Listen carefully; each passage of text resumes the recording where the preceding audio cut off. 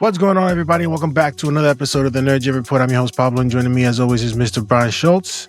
Super Mario Galaxy review. I saw it yesterday. Was it yesterday? Yeah, no, actually, I saw it on Saturday. Brian, when did you see it?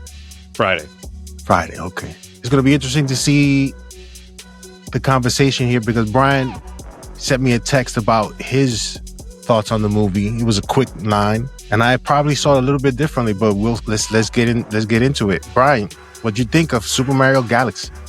Well, I kind of texted you and said I was a little bit bored, and I say that having enjoyed the first one quite a bit, but I had a really good atmosphere at the theater. It was sold out. It was a lot of kids. They were very into the film. There was a lot of reactions to various characters and lines and some of the jokes and so forth. But I found I had a harder time getting into this one, and I think I can pinpoint it to a couple of things. So number one is I felt like there was a little bit less homage to the game boards themselves. And I think I realized after this one that I really found myself most nostalgic and immersed when I felt like I was along for the game ride. And when I didn't get that as much this time, I just was a little bit more out of the movie with the flashbacks and what felt like almost more of a Disney style, like a story at points. And that, Let me ask you this. Me, slowed it down a bit. Do you think they were going through the sequences too quickly in terms of not really exploring Galaxy? Yes. And that sort of, I felt the same way. I wanted to talk about how this movie was edited because I think I can feel creative tension in the room for this movie. I think this movie could have been a number of different things. And I think the studio at the end of the day was like, listen, and justifiably so, was like, listen, we want to try to give the people what they want. We want this to be short. Basically, it's 90 minutes. And this is what we want to emphasize. And in doing so, I think they kind of shortchanged both directions in a way that, at least for me as a grown-up, I found like I enjoyed the movie less than the first one. And I did want to talk about that. But you're right.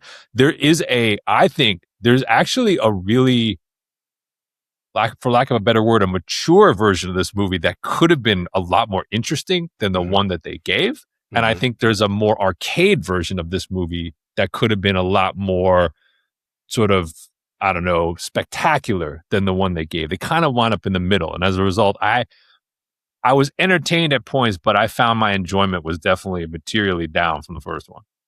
I think visually what I enjoyed about it is the certain sequences where there seemed like a lot of depth, especially when they were running away from the house crumbling towards them. I think that was done really well.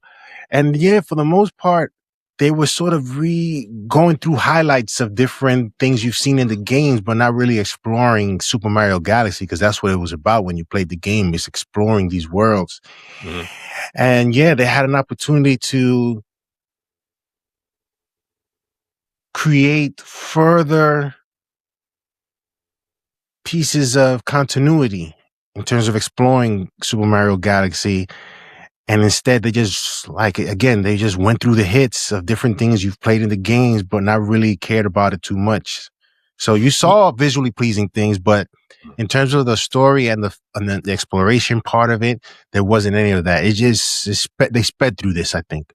Yeah, I think that's right. I mean, I think you could definitely feel the pressure to do more, introduce more, set up more, and give you more hits from more of the universe, call it, that we're familiar with in Mario. But as you said, I think with rare exception, the way they got to some of those wasn't quite as organic as it felt like in the first one. Like it felt like in the first one, when you hit like the Mario Kart scene, it weirdly made sense and was like, like I'm enjoying replaying that game in this scene.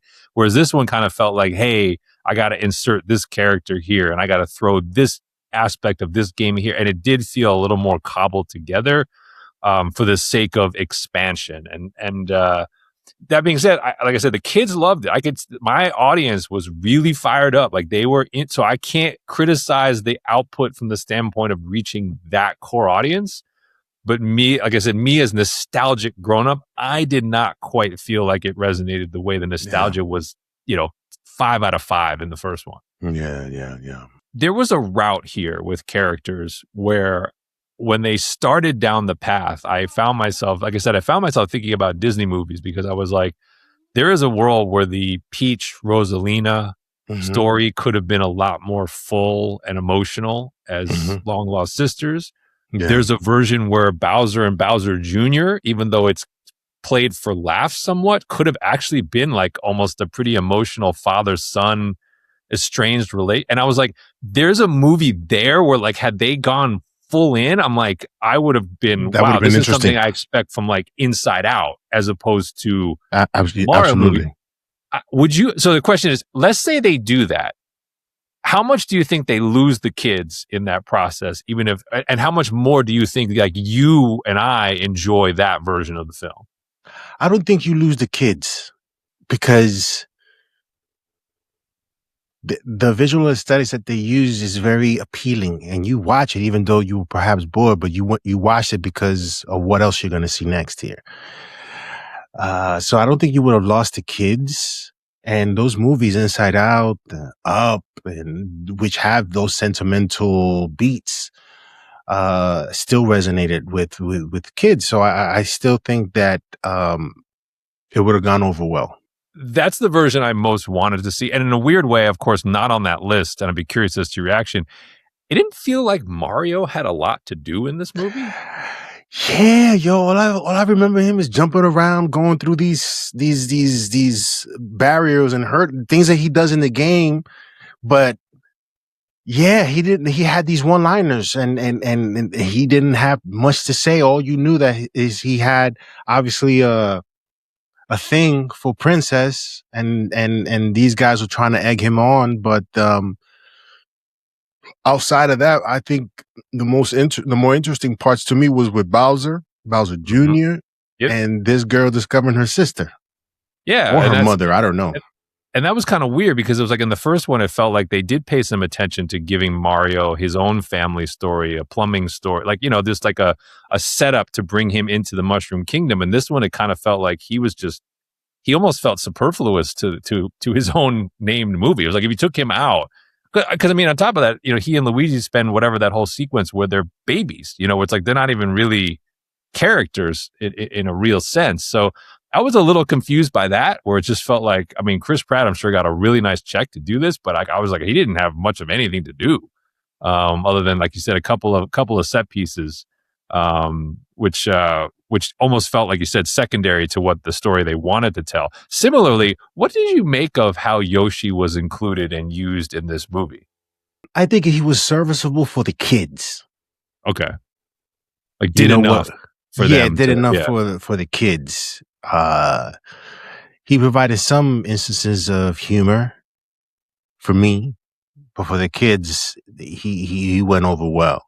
So, because it was weird, because like again, I was like, okay, you got Donald Glover as Yoshi, which I couldn't tell it was Donald Glover because it sounded just like Yoshi from the game. He was making the sounds like the character makes, and good job. But weirdly, I was like, okay, so they used him as the credit scene last time with the egg.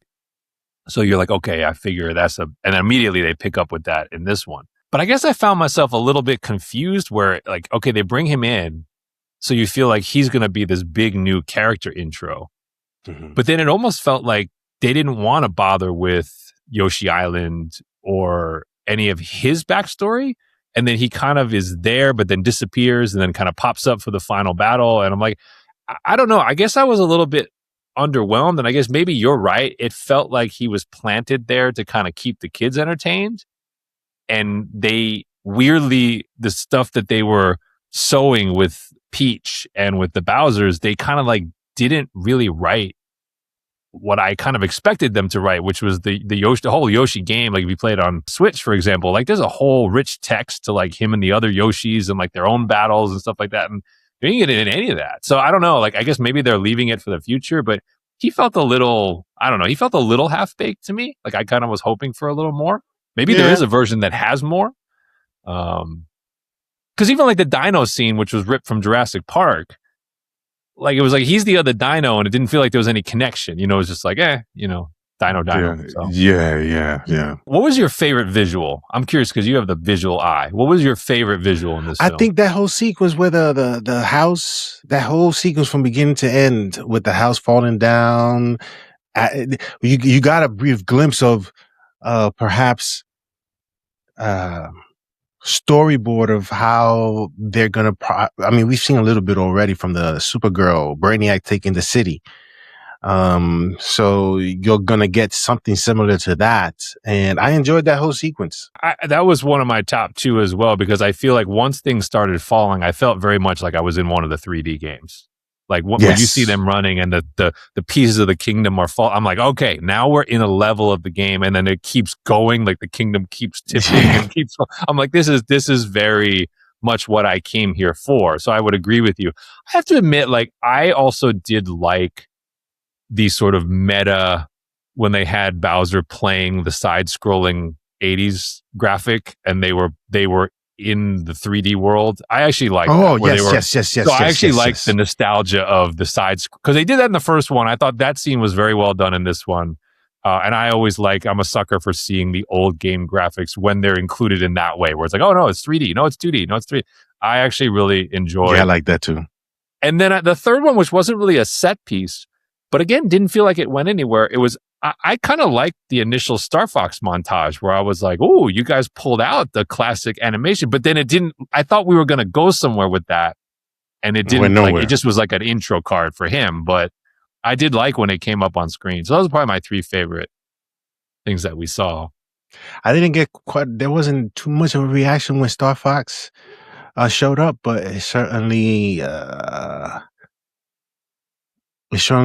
starts to expand that universe. Yeah, it's interesting you say that. The kids did not react to him either. They reacted to Yoshi a lot. They did not react to him. And I was trying to think, like, how well known is that character to young kids now versus like more people our age, where it's like, again, they pull the montage and you're like, that's our era to video games. Yeah. So I don't know, maybe it's that, but I mean, so. Yeah, we'll see. I mean, he weirdly was in the movie more, but had less to do. I don't know. I didn't know what to make of the Glen. Like he definitely had some scenes, but then like it's not like Glen Powell was doing a ton of flying over the course of the film. But let me ask you this: when was the last Star Fox game that was put out? That's what I was gonna. I was like, it's been a minute, right? Like he's not really. And top Mario of mind. Brothers comes all the time. Every 2 years is some version of it. Yeah. So there's a lot more staying power with Mario than Star Fox is. Yeah, so that was an interesting choice for inclusion. They clearly, I think, want to spin that off and do something with it. I mean, obviously they're doing Zelda too, right? Well, let's talk. Hold that, because yes, but that is, I think, a very different challenge and project than this, and I think has some. We'll get into like the pitfalls of that, but I think I was, like I said, I was surprised at how much Powell was in the movie and like how he was incorporating the story. But then weirdly, I was like, but you didn't actually have him go full Star Fox. Like he didn't he flew, but he didn't like fly like Star Fox can fly, So then I was like, what's the, Yeah. I don't know. It fell in that category of like, there could have been more here or there could have been less, but I don't know. You wound up in between. Yeah. I mean, if you introduce a character like that, you got to really show him off. He just can't be just there.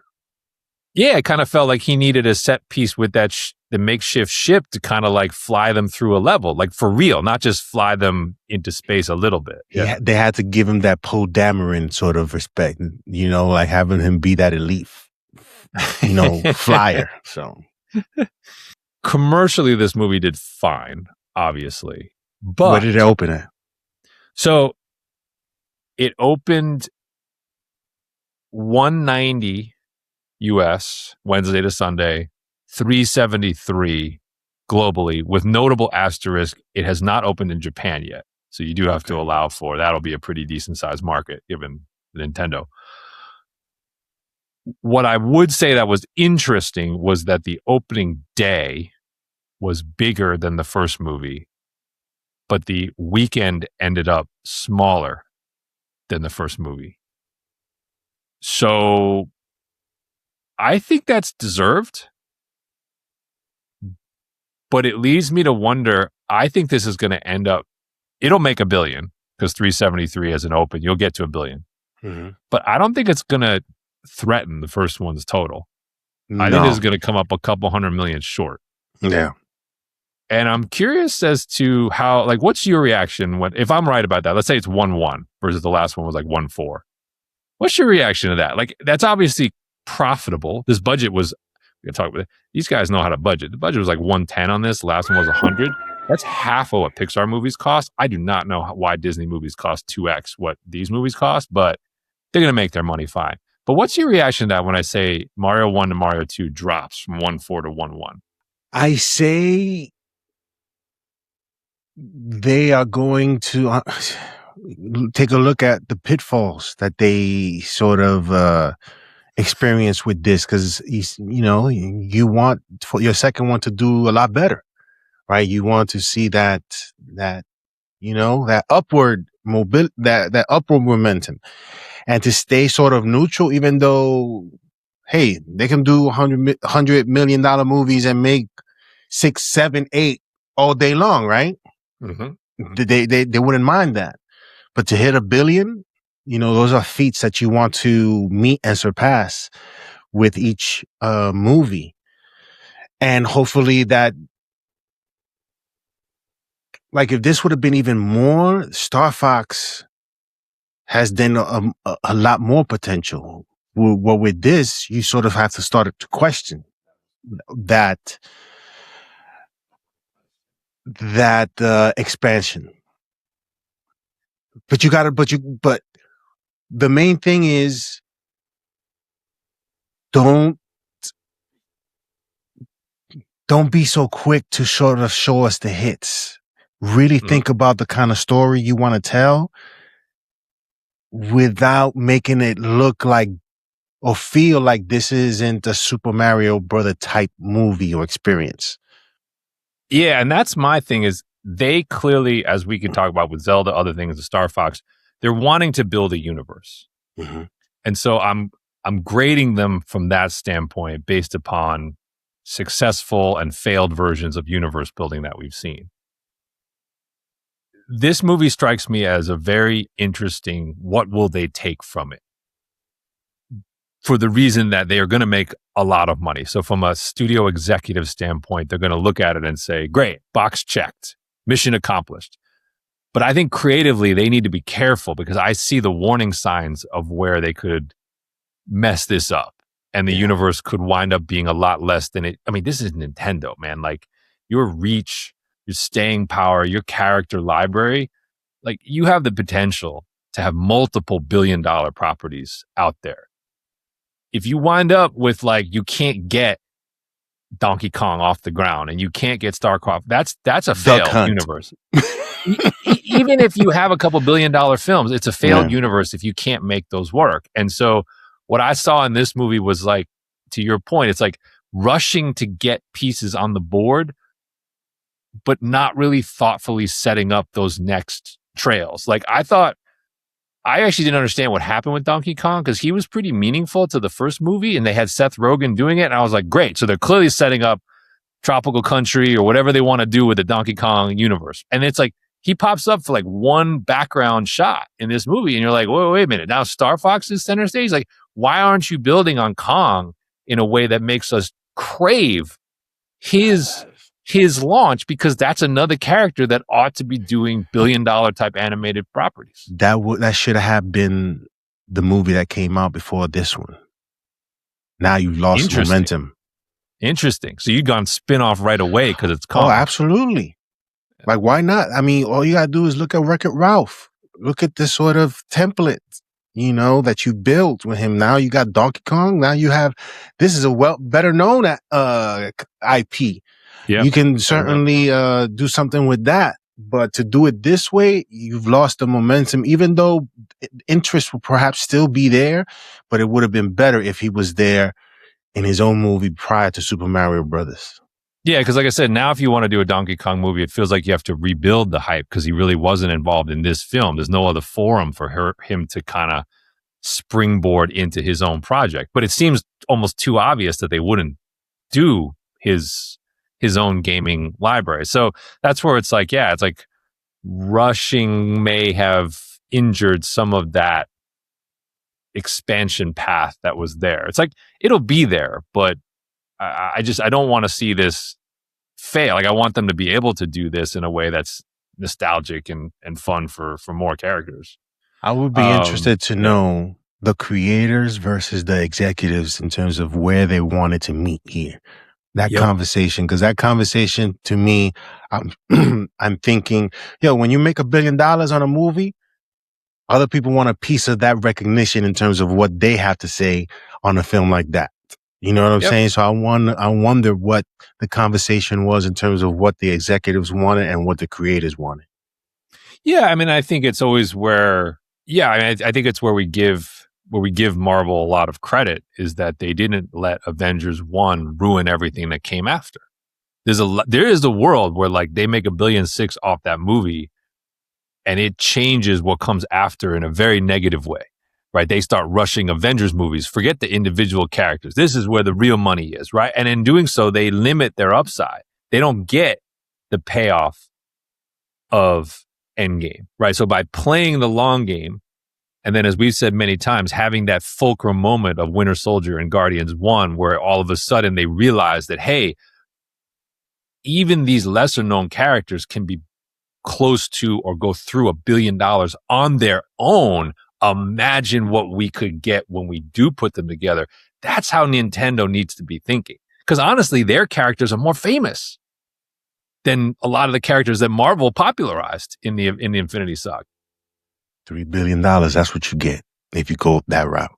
Well, that's what, if I'm sitting in the room, it's like, yeah, like to me, I look at my reaction as executive to Mario Galaxy, if it makes 1-1, would be, okay, folks, we got away with that one. We can't let that happen again. Like, because I would be saying, listen, we made 1-4 the last time. We should have been gunning for 1-7, 1-8. And the fact that we got 1-1 is the audience saying we didn't quite get it right this time. We gave them something entertaining. We had the credibility, but we lost some people this time. Yeah. We got to get those people back. Yeah. And I'd be setting the bar at, all my major characters, Zelda, Donkey Kong, what have you, like, it's $1 billion. The rest of the world can aim for 800. We are a global type IP. The line is $1 billion for these characters. I'd love to do Contra. I'm with you. I think it would be great, by the way. That's what I'm saying. Like Contra, Ninja Gaiden, there's so many that to me, it's like you can do their library and it can work. I was actually watching a thing of like, I don't know why I got down this. I think it was because Chuck Norris passed, because I was watching a bunch of Chuck Norris highlights. So then I got fed all these like rankings of best ninja movies in history. So I just started watching just to see like what movies were on the list that I hadn't seen and blah, blah, blah. And that's what, and then I watched this movie and I was like, I'm telling you, man, if they make a good Ninja Gaiden movie, they can make huge dollars with that. But you're right. The library of these games is there. I mean, Double Dragon, like there's more. Yeah. Like there's so many characters and games we loved growing up, which leads to, as you said, Zelda. So Double Dragon. Right? Oh my God. Double Dragon, yo. Done well? You find two guys who can really fight? Like there's a show, I'm just dabbling in it. It's not quite Double Dragon. But it's called Bloodhounds. It's a Korean action drama on Netflix. On Netflix? Okay. Yeah. Just released the second season, so I'm just discovering a little bit of it. But it's What's it called again? Bloodhounds? Bloodhounds. But the reason why Double Dragon is in my head is because you kind of have these two protagonists who are different personalities. But the one guy is like a former Marine turned top flight boxing prospect. It's interesting because all of the action staging he doesn't use his feet. He's a boxer. And there's some pretty good fight sequences where he's using boxing skills in real life against dudes on the street with clubs and whips. And it's like, it reminds you a little bit of the Double Dragon premise of these two like mismatched dudes who could fight. Mm-hmm. Anyway, it's just, there's so many games in the library. Again, they should not be looking at this as, hey, Mario's our one guy, and then like we're gonna have some small spin-offs. Like, no, you should be looking at this the way Disney thought of the Princess Universe and like the heights of Pixar. Like that's the way you should be looking at it. And Zelda will be the live action intro. See, that's the thing, right? That's not animated, and that's something that it's being directed by a decent director. Like a guy who's got some, he did Kingdom of the Planet of the Apes. He just done some other stuff. Like, it's kind of in that like Travis Knight mold of like, okay, I get it why you would hand him the keys. But Zelda's another one where like, if you do it right, no excuse. That should be north of $1 billion easy, given the reach. And they continue to, that character's still relevant today. New games coming out today. That should look really special. Yeah. So I can't wait for it, but I think there's a lot riding on it. And I can't be just average when it comes. So where do you rank this one? I can't remember what I gave the first one. I feel like I probably gave it around a 4, something that's 4.5. The first one wasn't a 5-star movie, and no. I think I probably gave like a 3.5. 4. I got to go back. Yeah, I feel like I probably landed around a 4. I feel like for me this one was more like a 2. I said to my wife 2.5, 3. Yeah, and like I said, I think if I was a kid who enjoyed the Mario character, I'm probably automatically giving it a 3.5, and I'm judging the reactions of the people. Like the kids really were into it. They applauded it at the end of the movie. Yeah, they applauded at my joint too. It's hard to get an applause, yo. I can't hate on that reaction. So they liked what they saw. But me as 80 nostalgia kid, I'm going from a 4 to a 2 and I'm asking Nintendo and I'm asking Universal, be more vigilant in the future. Take your time and build this right. Absolutely. Because there's so much to build, but if you building it on faulty foundation, it's going to come down real quick and then you can't build. Yep. But yeah. Anything else, Brian, before we wrap this one up? The one thing I just take from the kids thing is like, that is the ticket.